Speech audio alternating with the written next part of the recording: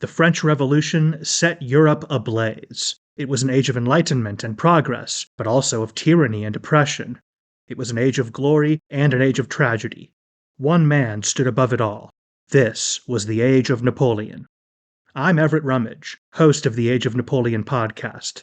Join me as I examine the life and times of one of the most fascinating and enigmatic characters in modern history. Look for the Age of Napoleon wherever you find your podcasts. I'm Jeffrey Rosen, President and CEO of the National Constitution Center. A few years ago, learning about the forgotten meaning of the pursuit of happiness changed my life. When the founders wrote that famous phrase in the Declaration of Independence, they meant an ongoing commitment to self-improvement and lifelong learning. This discovery inspired me to write a book, and in my new podcast, I explore the founders' lives with the historians who know them best. Plus, filmmaker Ken Burns shares his daily practice of self-reflection. Join me for Pursuit, the Founder's Guide to Happiness. Welcome to Ben Franklin's World, a podcast about early American history with Liz Covart. The study of history is key to understanding who we are and how we can affect a better future.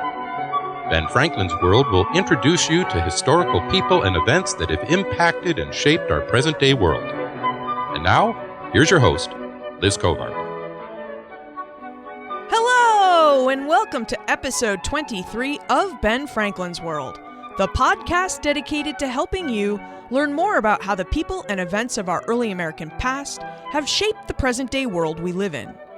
Each week, we sit down with an historian to discuss their unique insights into our early American past so we can learn more about who we are and how we can affect a better future. So 4 early American historians walk into a tavern.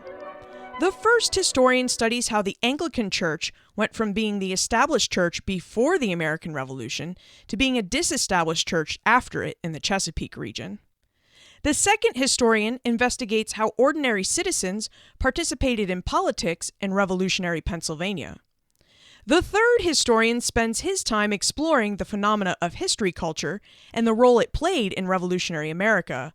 And the fourth historian, she studies the process by which early Americans in Albany, New York, developed their American identity. So what happens when these 4 historians get together?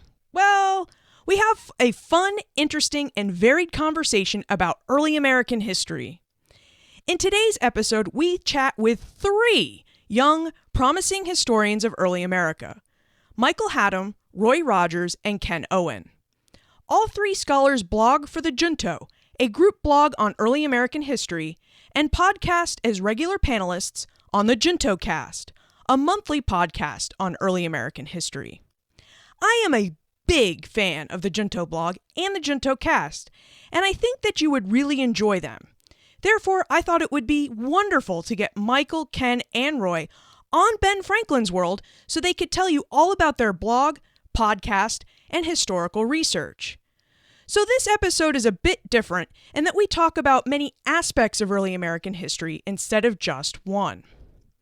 In today's episode, Michael, Ken, and Roy will reveal the story of the Junto blog and the JuntoCast, how they got started with it, and what types of history articles and episodes you can expect to find there. Information about what aspects of early American history they are studying, and the early American history books they recommend to all of their friends and some of their students.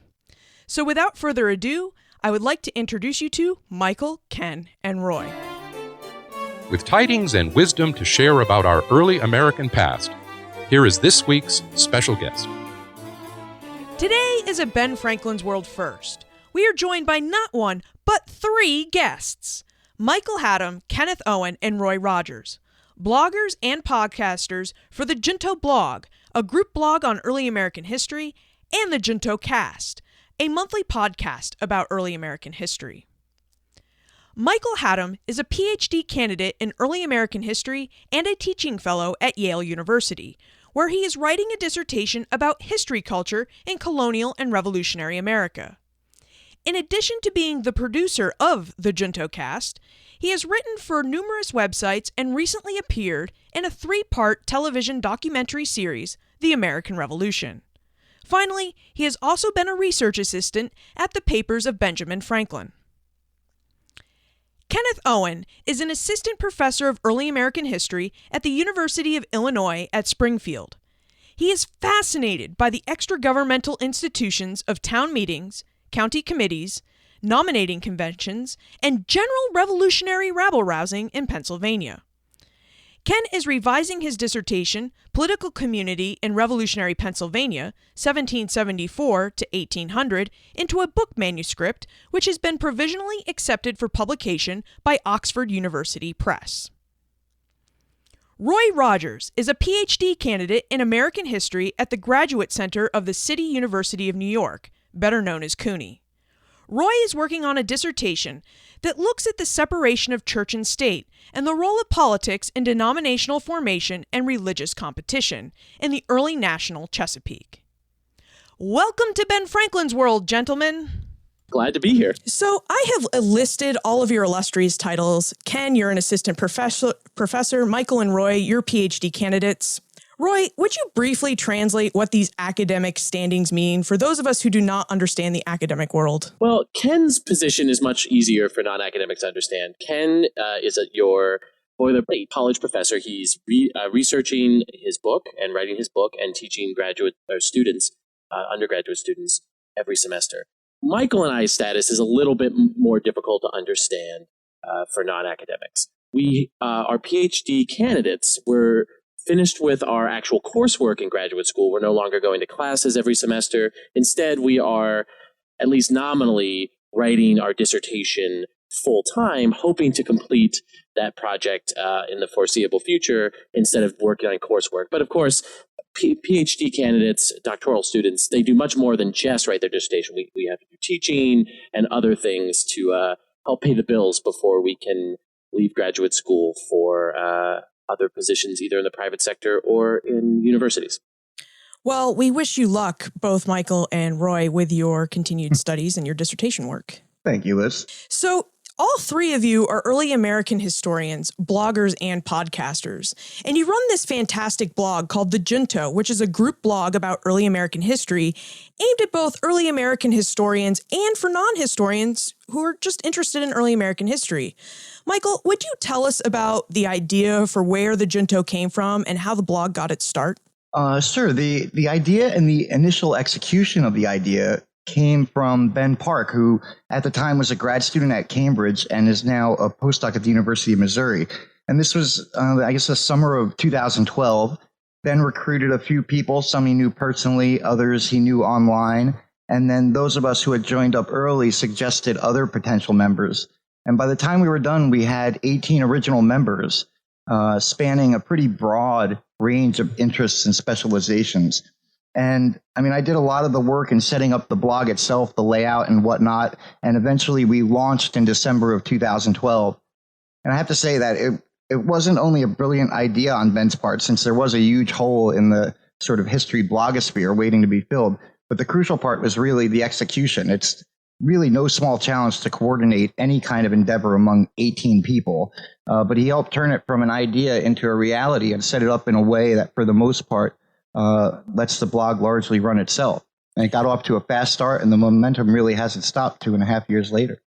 Yeah, and in 2.5 years, it seems like you've grown. It seems like you have way more bloggers than the original 18. And I wonder if you could tell us, how big you are today and what kinds of articles we can expect to see on the Junto blog if we were to visit earlyamericanists.com.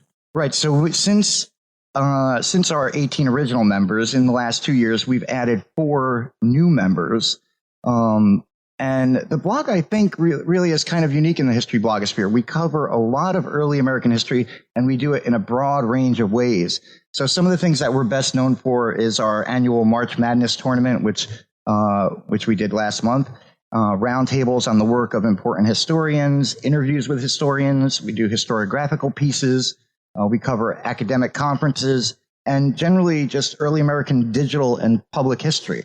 And we also maintain listings of conferences and fellowships for early American scholars. It's really a kind of clearinghouse in that sense. But I think that maybe the most amazing thing about it is that early on it was recognized and promoted by major institutions in the field and by more established scholars. And so through the blog, we've helped create this platform from which junior scholars and grad students can speak to the field, which really isn't something that's ever existed before. But I would say that while academics are a big part of our core audience, we also have a lot of pieces, many of our most popular pieces, in fact, that try to engage a broader audience, like you mentioned, Liz. So I did a post about what it was like to play Assassin's Creed as an early American historian. Roy did a very popular post about Columbus Day. And Jonathan Wilson did a very popular post about looking at all the one-star reviews that Pulitzer Prize-winning history books had received on Amazon. So while it is an academic blog, some of us try to use it as a platform to engage a broader audience. And in a very real sense, I think that's a big part of why we ended up starting the JuntoCast. And I was impressed by your Assassin's Creed post because I made Tim buy that video game, but I can't play it because I can't walk and shoot and jump at the same time. Neither can I, Liz. Don't worry about it. The most fun part for me was walking, just taking the character and walking around New York City. I let my son play it until it got to the point where the game was at 1776 in New York. And then I basically took the controller from him and was like, let me just walk around. And how well done was it? Were you impressed? I was very impressed. I was very impressed by just the experience of playing it, the experience of sort of walking around 1760s Boston, 1770s New York. But I was also impressed with the way the game tried to take on some of the more complicated questions or aspects of the revolution. So I was generally impressed overall with the game. So you call both of your digital media outlets, the Junto blog and the JuntoCast, are named after the Junto. How did you come about picking the name the Junto? I think that's Michael's call. Yeah, I guess I'm kind of responsible for that. And I think at the time I was working at the Franklin Papers, and I had been there for about 6 months. And so I very much had Franklin on the brain. But it seemed to me that it was actually apropos, I guess, in a way, because it was a group of graduate students or junior scholars coming together to effectively crowdsource what they knew and to engage each other and people beyond just the members, in discussions that could help, be sort of self-improving, as it were, professionally improving it in our case. So I think, it's not just that it was that I constantly had Franklin on the brain at the time, but I think it reflects sort of the sense of what the group is about. So you're all podcasters on the JuntoCast, which is a monthly podcast dedicated to early American history. Ken, as the host of the JuntoCast, would you tell us about the podcast and what topics you cover in episodes? Sure. I mean, the main idea behind the podcast was that as professional historians, we are constantly engaged in conversations with each other, whether that's at conferences or in seminars or just within our own departments or even over social media. We're constantly talking to each other about how we interpret the past and what we think about early American history. And yet the main way that we produce stuff is to write it, and generally it's something that's written by a single author, that there's a single point of view that's put across. And yet really that's not the way that a large amount of what we do actually takes place. And so the hope with setting up the podcast was that we could find a means of engaging people with the kinds of discussions that we have as professional historians, and that we could introduce the debates and a lot of the vibrancy and the energy of those debates to a broader audience by portraying it in this discussion format rather than by coming out with something that's claiming to be considerably more authoritative.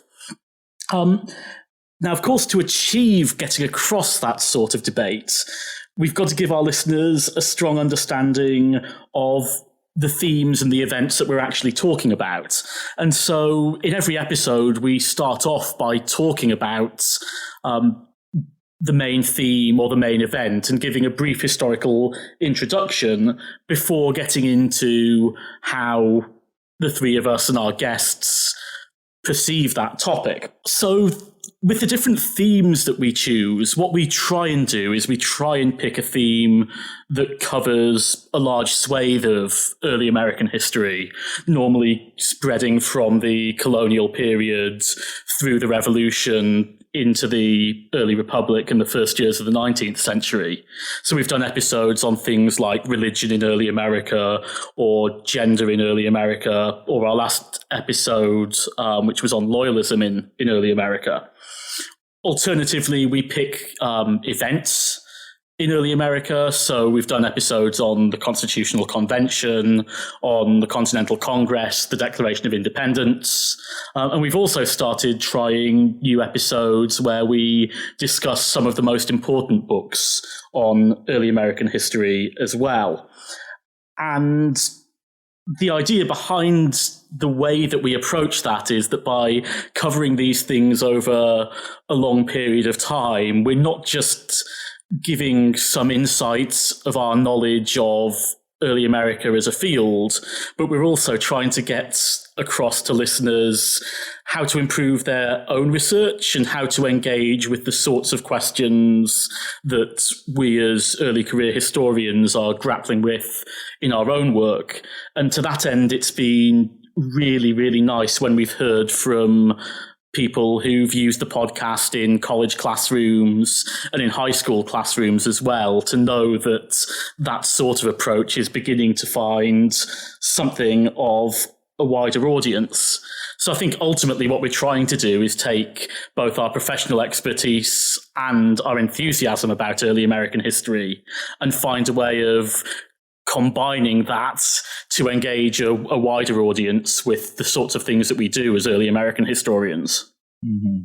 Yeah, I think that one of the benefits of listening, especially for a general listener, is that I think after you listen to a few episodes, you probably begin to develop a better sense of what kinds of questions historians ask, and how they think about them. So the podcast really is not only about disseminating knowledge, but I think it actually also helps develop listeners' historical thinking skills.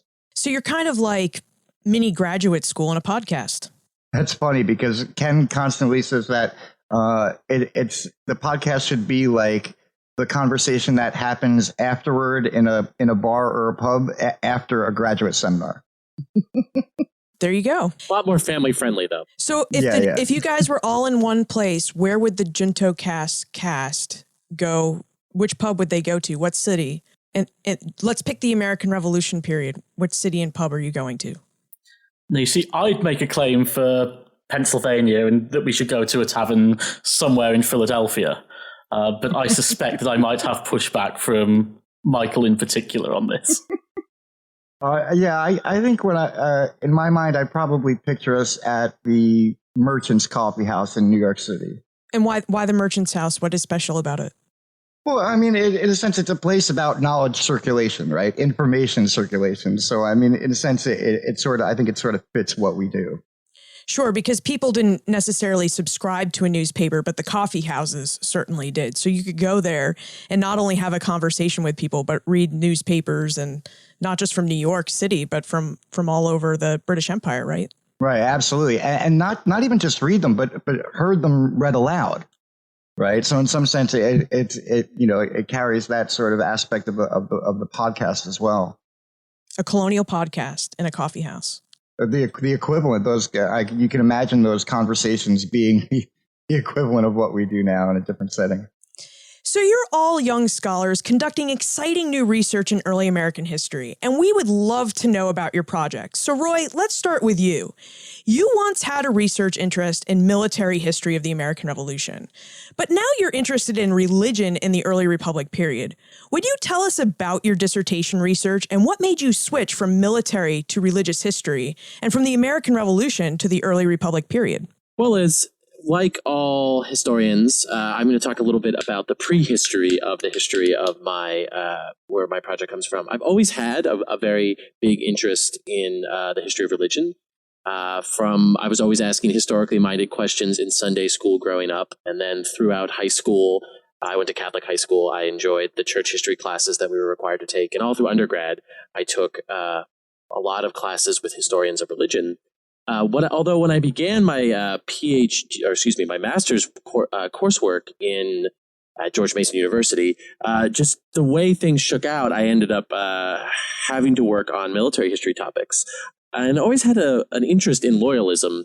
And I did some work on loyalists, and then I ended up working for the Patriots of Color project, which was sponsored by the Du Bois Center at Harvard. And the work that I did ended up contributing to a searchable archive of African American patriots that's now available on archives.com. But then when I got into PhD school here at CUNY, I was sort of tooling around, I guess you could say, for a topic. And right when I was finishing my master's coursework, I had read a book by Thomas Buckley called Church and State in Revolutionary Virginia. And it made me ask a question that's very central to my dissertation, which is, what happened to the Anglican Church / the Episcopal Church, the new name for the Church of England in the United States after the American Revolution, after the American Revolution? So much scholarship was focused on what evangelical religion, Baptists, Methodists, Presbyterians, and how they sort of succeeded and became the most popular religious groups in the new United States, particularly in Virginia. And sort of the older church that had been the official Christian religion of the Commonwealth sort of disappears from the story. And I asked my MA advisor, what happened with this? And he sort of said, well, there's a little bit of work, but not very much. And here's what you should take a look at. And I took a look at this work, and a lot of it is really good, but it just really didn't answer the question of that transition. How did this formally established church become disestablished and then reassemble itself into a denomination on equal footing with evangelical religions that were succeeding in that time? And that's the story that my dissertation is trying to tell. It's trying to explore the political and legal process of how a formerly established church reassembles itself into a denomination that is competing on equal terms with other ones. And it compares the experience of the Episcopal Church in Virginia, experience of the Episcopal Church in Maryland. And the reason why it's in the early Republic is simply because the story goes into the early Republic. My first love is the 1780s, the end of the American Revolution, and up to about the Constitution, and that's really where I like to spend most of my research time. But I found as I was researching my dissertation, I had to take my story, sadly, into the 19th century, into the real early Republic. Very interesting. And Michael, would you tell us about your dissertation and how you came to your research topic? Sure. Well, my dissertation explores history culture in colonial and revolutionary America and how it changed from the colonial period to the decades immediately following the revolution. And by history culture, I basically mean the entirety of all uses or representations of the past, especially specific historical memories of the past, of events or individuals. So, how is history understood? How is it used? What kind of access to historical knowledge did colonists have, elites and non-elites especially? What role did it play in the culture more generally? And so, generally speaking, I argue that colonial culture was fundamentally historicized and that historical memories of the British past shaped colonists' perceptions of their own contemporary political situations. And then I go on to explore the emergence of an expanded history culture in the early Republic that went way beyond just works of history into poetry and drama that helped create new historical memories that not of the British past, but of the American colonial past, and primarily to justify the revolution. When this also led to, the institutionalization of this newer history culture with the creation of the nation's first historical societies. So, in a nutshell, I'm concerned with how understandings of the past influenced the way people in the 18th century understood their present, particularly politically speaking, and how those understandings were structured and developed and how they changed over time. And I came to the project from some work that I was doing on the 1750s in New York City, actually, where I was working on the debate over the founding of King's College, which was quite a virulent debate. And it struck me as I was working through these primary sources just how much their perceptions of the conflict that they were in was shaped by how they understood the 17th century British history. So whether that the Civil War in Britain or 1688, the way that they thought about those past events were really shaping how they were viewing the conflict that they were embroiled in 1750s New York City. And basically it expanded from there. Boy, Roy and Mike, you have some really interesting books in progress or just, in your dissertations, and I can't wait to discuss them.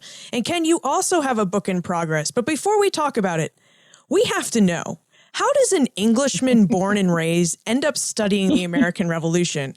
And do English schools really call the Revolution the War of American Rebellion or the War of Revolt? Well, the first thing is to note that English schools really don't teach the Revolution. Wow. If you're taking the 18th century and the 19th century in British history, there are far more exciting things to be talking about, such as, kicking Napoleon's butt. It's not something that's covered much at all. And if English schools do cover American history, it's much more likely to be the New Deal or the Civil Rights Movement. It's very rarely the Revolution. So the fact that I became interested in the Revolution at all really owes an awful lot to a trip that I took to Philadelphia when I was about 15. And I was with my parents, and we went around all the historic sites. I mean, I was a history nerd. My mum had been a high school history teacher. And we went around all these sites, and it was certainly very inspiring to be right in the midst of everything that was going on. But at the same time, we were getting this very strong nationalistic story about the sort of the official public history version of American history. And the cynic in me knew that this story was far too convenient to be correct. I didn't know why it wasn't correct. And so when I got back to the UK, I wanted to spend a lot more time doing it. And so my final piece of high school coursework was about the Constitutional Convention. But it just seemed way too convenient for me that 13 such diverse and disparate colonies could end up having such a universal and linear process that pushed them towards independence. And I was really interested in looking at what structures and they used and how they managed to overcome such really quite significant differences. And it seems like you've carried on this work into graduate school and beyond, because you seem very interested in the rabble or ordinary citizens of Pennsylvania and the way that political activity shaped the early republic. So would you briefly tell us about your research and what experiences of Pennsylvania can tell us about the rest of the new United States? Absolutely. So when we were talking about where the JuntoCast would actually meet, my spiritual home in early America is the Pennsylvania State House Yard, which is the yard that's immediately behind Independence Hall if you go there today. But at the time, that was the main public square in Philadelphia and would fill up with thousands of people at times of immense political debate. And I guess that's sort of the best icon for the way that I look at the process of the revolution in Pennsylvania, because it's literally right next to the institutions of government. It's right next to where the Pennsylvanian government meets. It's right next to where the Continental Congress and the Constitutional Convention meets. And you kind of require those people to be on your side if you want to be able to get political change to happen in Pennsylvania during this period.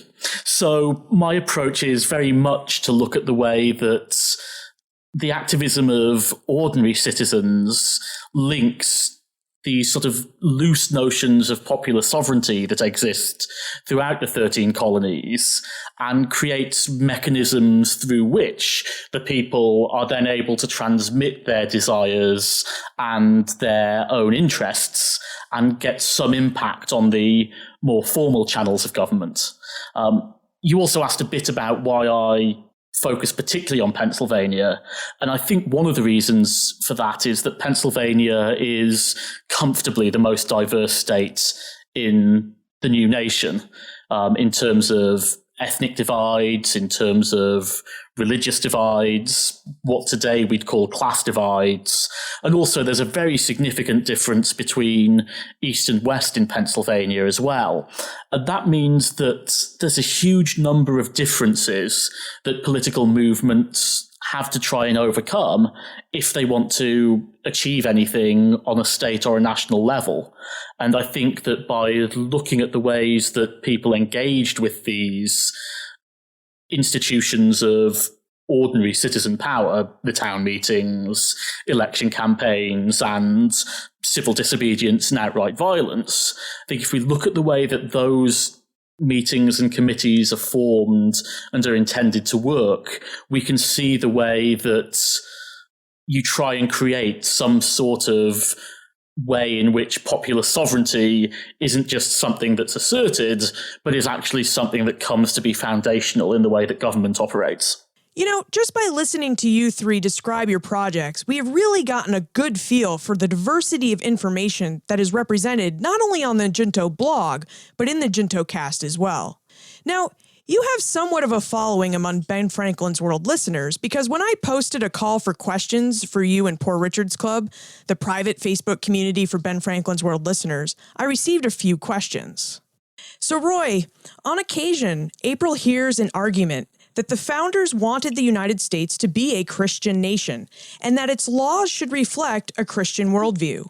However, the Bill of Rights states Congress is not allowed to create a state religion. April would like to know what the founders and those involved in the discussion of state religion thought about non-Christian religions and religious freedoms in general. Well, April, thank you very much for that question. It's a really great one. It's also a massively complex one that is not only just politically contested, as anyone who pays attention to when religious topics are debated in our public sphere today, but also among historians. And there's also another problem with identifying what the founders thought about these questions, which is, if there's one thing when you read a little bit, even just a little bit, about the religious worldview of the founding fathers, both famous ones, George Washington, Thomas Jefferson, Ben Franklin, to less famous ones like John Jay, they all have very diverse religious beliefs. So none of them have sort of a set of shared religious principles that you can argue all of them shared.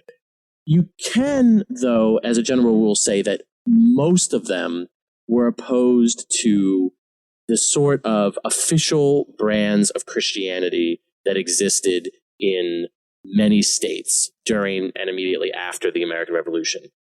They wanted to establish a system of religious faith in this country that individual conscience would be the central organizing principle, that you wouldn't be obligated in your tax dollars or through other legal penalties to attend or support one Christian denomination over another. The problem was many people who don't fall into the bracket of being founders that we remember, many common people disagreed with that perspective, and they wanted to maintain their traditional churches that had such a dominant cultural and religious presence. This is particularly the case in New England, and to a lesser extent the area that I study, Virginia and Maryland, the Chesapeake. So that's actually where the First Amendment is really a compromise on that question. It makes it so that the Congress cannot establish a state religion. There will never be a official American Baptist church that every American from sea to shining sea is supposed to worship at and get supported by our tax dollars as federal taxpayers. But the way in which the First Amendment was originally thought about was that it would give space for individual states to both have a religious establishment if they wanted to, an official church, or not. And when the First Amendment was adopted, many states did not have an established religion, and a few did. In the late 19th century and early 20th century, that began to change. there is a legal process called incorporation, which began applying the Bill of Rights to the states. It's a broader historical question than what you're asking here. But for the period that I study, the First Amendment only applied to the federal government. Now, the one thing that most of the founders that we think about, and most common people at that time thought, is they didn't necessarily think of America as a Christian nation in the way in which people today do. Instead, they tended to think of the new United States as a nation of Christians, where Christianity would not really be official in a national sense, where every American would be obligated to be sort of one type of Christian versus another, but that most of the population, an overwhelming majority in this period, would be Christian, and that Christianity should have a legally privileged place. Its sexual mores, its political mores and regulations should have a privileged place, but that not necessarily should we come out and say that America is a Christian nation, where Christianity is the only thing welcome here, and that was not the case. Non-Christians were welcome in the new United States, and you see this very famously in a treaty that the Adams administration signed with Muslim countries in North Africa that specifically said that the United States was not a Christian nation, that Muslims would be welcome in the new country. So this is a very quick, even though it may not seem like it, very quick overview of a very contested subject, and it really was an excellent question, April. Was that a John Adams treaty or a John Quincy Adams treaty? It was a John Adams treaty. You know, with father and son presidents like that, we just have to double check. Yep, that just shows my bias towards the late 18th over the early 19th century. Yeah, the only Adams that matters to me is John without the middle name. The Treaty of Tripoli. So, Ken, April was also interested in your research. She notes that Pennsylvania was one of the most diverse colonies, and she'd like to know how that diversity affected the politics of the colony leading up to the Revolution. Did the Germans, Scots, Irish, and other immigrant communities get along in the backcountry? And was the Revolution a uniting period, or did people just generally get along before the Revolution? Well, I think the thing that's most important to note about Pennsylvania is that there was almost never a time at which there wasn't at least some conflict that was going on in its politics.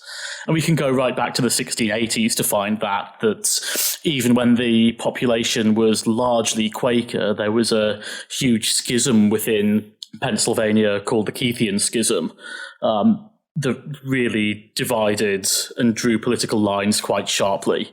Then in the late 1600s, early 1700s, there's a lot of animosity towards the way that William Penn wants to govern the colony, and that's what leads to the 1701 Charter of Liberties, which is one of the most prized documents within Pennsylvanian history, certainly in terms of Pennsylvanian identity in the 18th century.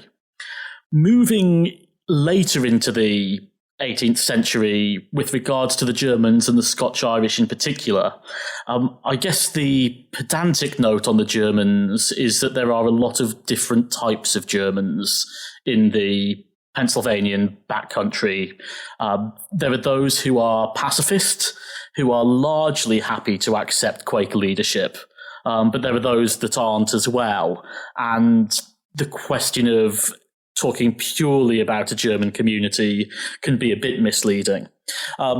As far as the Germans and the Scotch-Irish go, the important thing to note is that there's many things that unite them as well as there being many things that divide them. So in one sense, they're very hostile towards the colonial authorities because they've been forced out into much more marginal lands, and they've got hostilities because they feel that they're being unprotected against Native American attacks, and they've got hostility because they feel that their interests aren't being looked after by the colonial government, not least because the colonial government deliberately reduces or deliberately keeps their representation in the colonial assembly pretty small. So in the one sense, there is a vaguely Western identity or a vaguely backcountry identity that can be associated with some of those ideas. At the same time, often those ethnic groups are in conflict with each other over land and over resources and over what minimal access there is further east. And so that can lead to quite a turbulent state of affairs as well. Something similar is actually going on in Philadelphia. There's very strong disputes that are going on in Philadelphian politics in the 1740s, 1750s, particularly with regards to the status of the Penn family as governors of Pennsylvania and whether that's something that's desirable. And so really right throughout the 18th century, we see some very turbulent goings-on within Pennsylvanian political and social life. The second part of the question asked about whether the revolution acts as a uniting factor. And I think the answer to that is a resounding no. Pennsylvanians' politics in the revolution is remarkably contested, to the extent that when the 1776 Constitution is ratified, opponents of the Constitution make repeated attempts to try and block the implementation of the Constitution, including denying the legislature of a quorum in 1777, which is at a time when there's a potential invasion of Pennsylvania that's going on. The politics are incredibly keenly fought and incredibly bitter during this period. So the interesting thing that I think comes out of that, and this goes back to my answer about my research questions, is why these mechanisms are so important. It's very clear that there are sharp political divides, even if you only look at the active patriot community within Pennsylvania. There are incredibly sharp divides about who participates that are divided along those ethnic and class and religious and sectional lines. But without the mechanisms of popular politics that have been developed during the 18th century and then are sort of thrown into the revolutionary crucible at the end of the 1700s, without those processes, without those mechanisms, without that practice of politics, Pennsylvania could have been a real basket case. And that's why we need to look at those institutions quite so carefully to see the way in which those different tensions play themselves out. Well, and let's keep on the theme of the American Revolution. You may have watched the Sons of Liberty series that recently aired on the History Channel. Chris wrote in and he said he noted that many historians have voiced unfavorable opinions about that series. Michael, can you tell us briefly why historians seemed less than thrilled with the portrayal of the American Revolution by that television miniseries? Well, I don't think it's a secret that the series had many significant historical inaccuracies. I mean, not least of which was Sam Adams appearing 10 years younger than he really was. I mean, a paunchy 40-year-old Sam Adams is not hopping rooftops Assassin's Creed style. And that said, if you look at the series website, they say on the website that the show is, quote, historical fiction. But I think that the problem was that the statement was buried on their website and wasn't made clear in the actual episodes. And that led a lot of viewers to think that what they were watching was historically accurate. And I know that firsthand because I saw a lot of them saying such on Twitter while they were watching it. And I think another thing that historians had a problem with was how individual-based the narrative was. I mean, Sam Adams seems responsible for the revolution itself in Boston.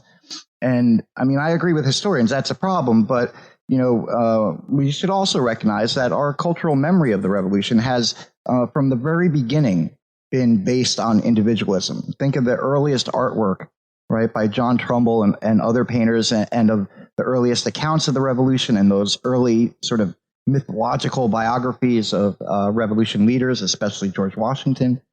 And then even in more recent times, you can think of David McCullough's John Adams book, the HBO miniseries, and the Hamilton play that's going on right now, that's about to go to Broadway. So that focus on individuals is nothing new. And in that sense, the series is very much in line with our traditional cultural memory of the revolution. But I think many historians, at least those who don't have a problem with focusing on the revolution in the first place, thought that, if you're going to focus so heavily on individuals, you could at least take care to be as accurate as possible. Great. And while we're on the topic of accuracy, one question that I am often asked is, what do I think the best books in early American history are? So now I'd like to ask you guys, what do you think are the best books in early American history? Could you tell us your favorite book in early American history and perhaps the best book about early American history that you've read lately? Why don't we start with you, Roy? Well, my favorite book, and the book I always recommend to my friends, my lay friends, my friends who are not historians, who are interested in sort of understanding what historians think about early American history, would be Alan Taylor's American Colonies. It remains the best overview of the colonial period leading into the American Revolution. It's clearly written and is just a really great example of what historians writing for a popular audience could be. The best history book that I've read recently is actually a very old book that we are reading for a future JuntoCast episode, which is I went back and reread Ed Morgan's American Slavery, American Freedom, both for my own dissertation research and for the podcast episode. And it just remains, even though it was written in the 1970s, just a really fantastic book about the intersection of economic inequality, race, and class in the United States. That's fun. That's actually one of my favorite books in early American history, is Ed Morgan's American Slavery, American Freedom. It's just unbelievable. It's amazing just how productive Morgan was capable of being throughout his life as a scholar. And what about you, Michael? If you're interested in the revolution and maybe you've read a number of popular books about it, but you want to go further into understanding the questions posed by the revolution, there are these two books by Alan Gibson. One is called Interpreting the Founding, and the other is called Understanding the Founding, that I think are really good introductions to the sort of scholarly debates of the last century, especially Interpreting the Founding. That volume is especially good for non-academic readers. And I think, I'm often asked to recommend one book about the revolution to sort of non-historian, just like Roy is talking about. And I usually suggest either Benson Bobrick's Angel in the Whirlwind, which is a fantastically written single-volume narrative of the revolution, or actually Gordon Wood's Modern Library volume that's just called The American Revolution. I think that reading the two of those together is actually an excellent introduction to the story and the major themes of the revolution. And I mean, if I had to suggest another one, I'd probably suggest either Ed Morgan's Birth of the Republic as a good introductory volume, or even John Butler's Becoming America. And what about you, Ken? Yeah, I will second Michael's praise of Becoming America by John Butler. I don't necessarily agree with everything in the book, but I think it's a really elegantly argued and broad-ranging way of looking at 18th century America, and I think it sets up a lot of different issues that perhaps general readers wouldn't have come across before in a really elegant way.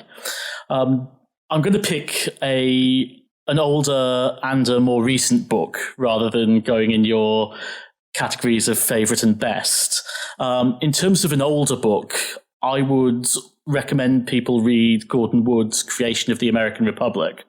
I think that gives a really good overview to a lot of the key themes in the political development of the American Republic. And although it's received a lot of criticism for perhaps concentrating a little too narrowly on the thought of elites, one of the things that I think the book does really well is looks at the way that the different states tried to interpret the more dominant national ideas. And I think that a careful reading of the book gives people a really good understanding, not just of what's going on in America as a whole, but also the difference between the different colonies and states in terms of the way that they interpreted a lot of those different ideas. In terms of a more recent book, one that I enjoyed an awful lot was Francois Furstenberg's In the Name of the Father, which is looking at the image of George Washington after his death. And although I'm not sure how much I'd endorse the overall argument of the book, The first half of the book in particular is absolutely fantastic.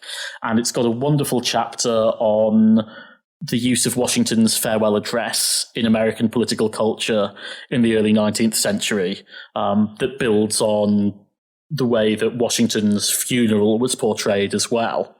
And then there's another chapter that goes into a great amount of detail on Mason Weems' biography and the story of the cherry tree and all that, and really looks into why Weems was constructing Washington's character in the way that he did in the largely fictitious biography. And I think there's a general reader would get a real amount of interesting information they'd never have considered before about someone who seems so familiar. And our listeners have actually heard from Francois Furstenberg because he was in episode 17 and talked about when the United States spoke French. Liz, can I add one more book? Because I can't let Ken and Michael get away with recommending 2 Gordon Wood books without suggesting that interested readers check out one of my favorite books to teach and one of my favorite history books and what I think one of the most insightful history books about the Revolution and its aftermath, which would be Woody Holton's Unruly Americans and the Origin of the Constitution, which is very well written. And it makes if you want to really understand how historians in the 20th century and early 21st century have debated the American Revolution, it would be really useful for you to read the work of Gordon Wood alongside the work of Woody Holton, because you'd have 2 scholars, really excellent scholars, interpreting the same events and the same ideas in radically different ways. Well, thank you for adding to our reading list, gentlemen. Now we certainly have a lot of books to look out for and to look forward to reading. But now it is time for the Time Warp. This is a fun segment of the show where we ask you a hypothetical history question about what might have happened if something had occurred differently or if someone had acted differently.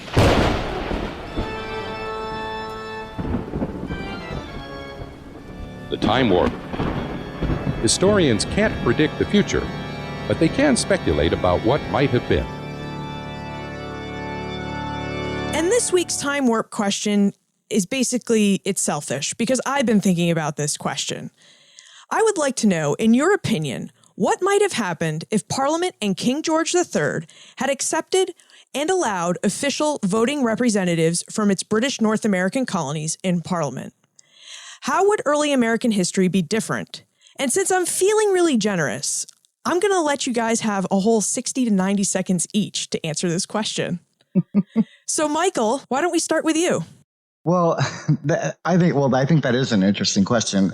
However, I think that whether or not Parliament had accepted allowing colonial representatives into Parliament probably wouldn't have mattered, because colonists did not sincerely want that, I don't think. A few colonial leaders pitched the idea very early on in the imperial crisis, but most colonists, and I think most of the leaders, knew that representatives in Parliament wouldn't solve the problems as they perceived them. And that's because a few colonial representatives among hundreds of mainland MPs would really have no voting power whatsoever.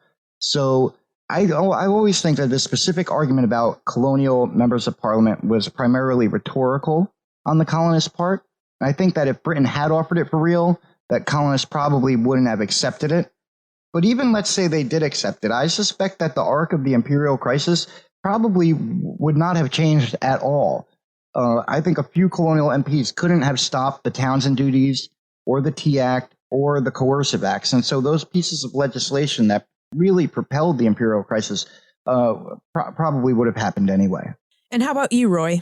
I think that even with some nominal representation of the colonies in Parliament or in Britain more directly, I still think the same sort of tensions that led to the American Revolution would have just boiled over again. It may have been 2 generations later, it may have been 3 generations later, it may have been when the Commonwealth itself was actually beginning to be established in the late 19th and early 20th century. But I think that the big historical difference would be the status of the United States as a country would be much closer to Canada and Australia's status than the fiercely independent, fiercely non-Anglo-American United States that we have today. we would be Canadians, basically, is I think where we would end up. And Ken, do you think if King George III in Parliament had allowed voting representatives from its British North American colonies in Parliament, that perhaps you would have learned more about the 18th century than you did in English school? I doubt it. I think that one thing that would have been incredibly tricky about getting American colonies represented in the British Parliament would be how restrictive the British Parliament was in those days. In particular, thinking about property qualifications and also religious qualifications as well.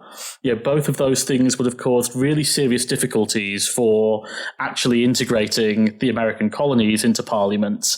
And what you probably have found if it had been attempted is that it would have restricted the politically active within America, and that would almost certainly have ended in more violent rebellion, possibly even quicker than when it did erupt in 1774. The other thing that I think might be interesting as a comparison would be thinking about what happened with the Irish question and how that came to dominate British politics in the late 19th century in particular. So what is the Irish question? So the Irish question was whether Ireland should be granted home rule. There was a rebellion in 1798, the Wolfe Tone Rebellion, that actually picked up on a lot of American revolutionary ideology, and that ended up leading to the Act of Union, which forced Ireland to be represented in the British Parliament. And then by the end of the 19th century, there was an increasing movement, not just from Ireland, but also within mainstream British parties that wanted to see home rule for Ireland. And I think that something like that would have developed very, very quickly, that there wouldn't have been sufficient American voice for American grievances to be heard in Parliament. And so trying to find some other way, whether it be colonial assemblies or whether it be something like the proposed Plan of Union that Franklin put forward at the Albany Congress in 1754, I think that would very quickly have become the primary demand of American colonists. Yeah, I think that's right. I think that you already had some colonists calling for essentially the colonial equivalent of a parliament. Right, which would effectively be a form of home rule, and if that had actually happened, then I think you probably would have seen a significant change to the subsequent narrative. If I think going back to the question about the colonists in Parliament, I mean the main change that I would probably think you would have seen if that had actually happened was primarily rhetorical. That is, the colonists would have been forced to drop the representation argument. Right, because it would really no longer be valid, which was the whole purpose of even considering allowing colonial representatives into Parliament. So you would have seen this rhetorical change whereby the revolution, I suspect, probably would have still happened, but children in American schools would have been deprived of that easily rhyming slogan that they get. Yeah, and I think that the other thing is it would have really highlighted the difference between the British and the Americans over representation. The British still believed in virtual representation. Right. And if you're going to have MPs from several thousand miles away, basically you're only ever going to be virtually represented. And something that is much more direct, which has been the American colonists' experience for, in many cases, close to 100 years or even more, it just wouldn't have washed. There would have had to have been a conflict over that. Right. I mean, the other thing to consider is, had they allowed colonists in the Parliament, how that might have affected internal British imperial relations. Right. If you let colonists from the mainland North America into the Parliament, that sort of changes the political dynamic within the empire, and then there could be all kinds of questions raised about how things proceed from there.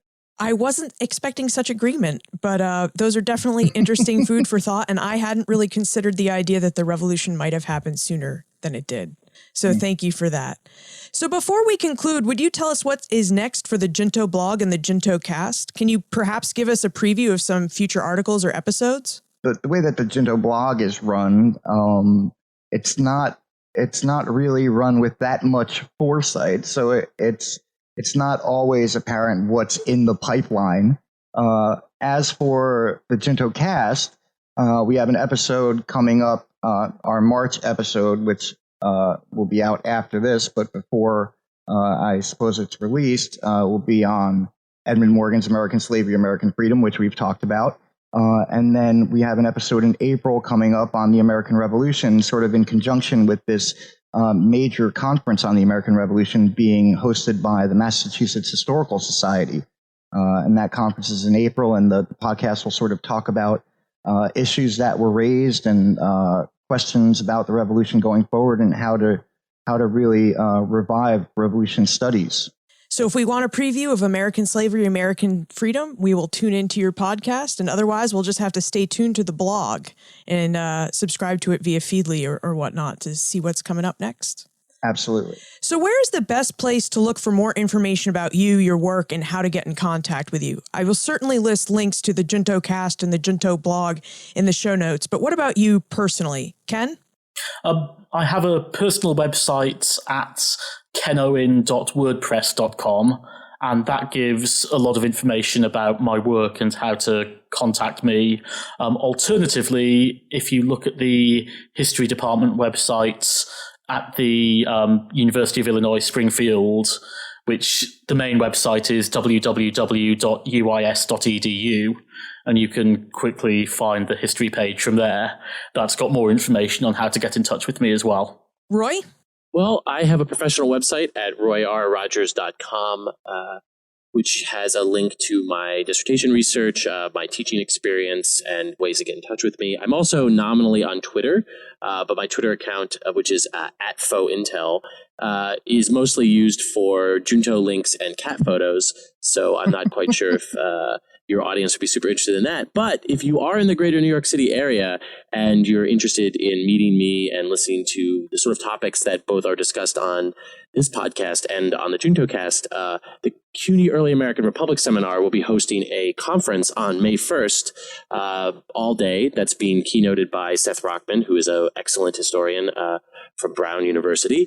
And it's open to the public. It's free to attend. And there will be a nice reception. And Michael Haddam will also be presenting at that conference. So if you are in the greater New York region, you should really come out. Great. And we'll include a link to that conference and the details about it and to your cat and Junto tweeting Twitter account in the show notes page. And what about you, Michael? Well, I have a website too, shocker. It's michaelhaddam.wordpress.com, and that has all kinds of information about my research, current research, former research. It has conference papers that I've delivered, talks that I've given, and things like that. And then, of course, you can find me on the blog. You can find me at Twitter at Michael Haddam. Ken, Roy, Michael, thank you so much for joining us and giving us a behind-the-scenes look at the Junto and, the interesting history that you're working on. So thank you for joining us. Thank you for having us, Liz. We really appreciate the opportunity. Yeah, thanks a lot. The similar but different historical interests of Ken, Michael, and Roy provide a glimpse of the diversity of historical work and viewpoints that you will find on the Junto blog and discussed in the JuntoCast, both of which you can find by visiting earlyamericanists.com. You can find more information about Michael, Ken, and Roy, the Junto blog, JuntoCast, plus all of the books they recommended on the show notes page for this episode. You'll find it all at benfranklinsworld.com/023. Also on the show notes page, you will find a link to episode 14 of the JuntoCast. Admittedly, this is my favorite episode because it discusses popular protests during the American Revolution. Well, that and Michael, Ken, and Roy invited me to be the fourth panelist in that discussion. Did you enjoy this episode and the varied conversation that it offered? Please let me know. I thought it would be interesting to see whether you might enjoy a different style of conversation from time to time. The conversation we had today offers a glimpse of what four historians might talk about if they get together at a conference or even socially in a tavern. Your feedback will help me determine whether or not I should repeat some of these experimental episodes like the one we had today.